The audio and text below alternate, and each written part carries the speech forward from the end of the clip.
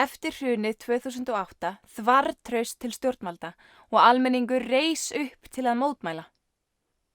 Árið 2010 samþykkti Alþingi einum rómi nauðsyn endurskoðunar stjórnarskrár lýðveldisins frá 1944 með öllum 63 atkvæðum greiddum. Eitt fallegasta lýðræðisferli á heimsvísu var sett af stað á Íslandi í kjölfar hrunsins. Ferli til að skapa nýjan samfélagssáttmála, nýja stjórnarskrá. Þetta stjórnarskrárferli var svo lýðræðislegt að aðrar þjóðir, fræðafólk og almenningur hafa dáðst að því og lofað það sem einstakt á heimsvísu. Tæplega 1000 manns voru valin af handahófi úr þjóðskrá til að taka þátt í þjóðfundi til að undirbúa gerð nýja samfélagssáttmálans. Mikil ánægja var með fundinn og skorað var á Alþingi að hlýða niðurstöðum hans, en krafan var einföld. Íslendingar þurfa nýja stjórnarskrá. Þjóðin kaus 25 einstaklinga til að sitja í stjórnlagaráði. Þessir einstaklingar komu allstaðar að úr þjóðfélaginu. Þetta voru meðal annars bóndi, leikstjóri, lögfræðingur, skáld og læknir. Þingmenn máttu ekki bjóða sig fram og pólitíkinni var algjörlega haldið frá ferlinu. Stjórnlagaráð vann að gerð nýrrar stjórnarskrár í mjög opnu ferli þar sem hver sem var gat haft góða aðkomu. Stjórnlagaráð afhenti Alþingi tillögu að nýrri stjórnarskrá í júlí 2011 og svo var haldin þjóðaratkvæðagreiðsla. Tillaga stjórnlagaráðs að stjórnarskrá lýðveldisins Íslands var samþykkt af íslensku þjóðinni þann 20. október 2012 með yfirgnæfandi meirihluta atkvæða. En stjórnarskrárferlið var stoppað af Alþingi.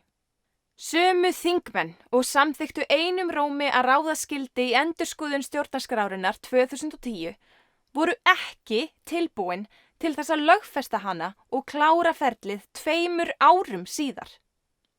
8 ár eru liðin síðan þjóðin samþykkti nýju stjórnarskrána og Alþingi hefur aldrei lagt fram frumvarp hana. 9 þjóðaratkvæðagreiðslur hafa verið haldnar á Íslandi, en þetta er fyrsta og eina sem Alþingi hefur ekki staðfest. Þvert á vilja almennings. Í dag sitjum við því uppi með stjórnarskrá sem er að stórum hluta til 1,5 aldar gömul og samin var af dönskum körlum fyrir konungsveldi.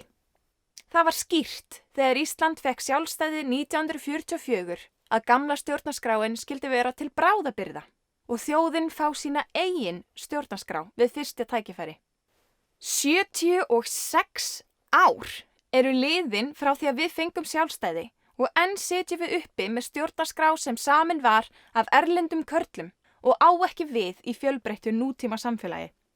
Við eigum okkar eigin stjórnarskrá, samfélagssáttmála sem samin var af fjölbreyttum hópi fólks og samþykktur var af íslensku þjóðinni.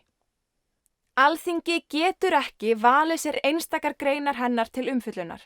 Þjóðin kaus heildstæða stjórnarskrá og þá stjórnarskrá viljum við fá lögfesta. Yfir 13.000 konur hafa nú tekið saman höndum og sameinast það að koma nýju stjórnarskráni okkar aftur á dagskrá. 13.000 konur.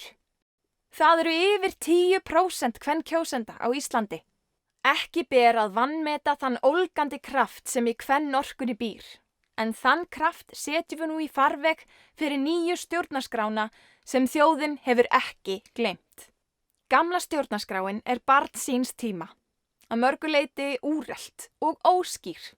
Nýja stjórnarskráin er hins vegar skrifuð á mannamáli og tryggir okkur meðal annars gagnsæja stjórnsýslu, skýra skiptingu valds og ábyrgð valdhafa, jafnt vægi atkvæða í kosningum, möguleika á persónukjöri, aukna mannréttinda og náttúruvernd og síðast en ekki síst að náttúruauðlindir séu í þjóðareign og að fullt gjald sé greitt fyrir afnot þeirra. Við höfum beðið nógu lengi. Alþingi ber skylda til að staðfesta vilja almennings úr þjóðaratkvæðagreiðslunni 2012 og lögfesta nýja stjórnarskrá. Við krefjumst þess að alþingisfulltrúar vanvirði lýðræðið ekki lengur heldur staðfestu stjórnarskrána sem samin var af fólkinu og fyrir fólkið. Taktu þátt, deildu myndbandinu og skrifaðu undir kröfu okkar hér.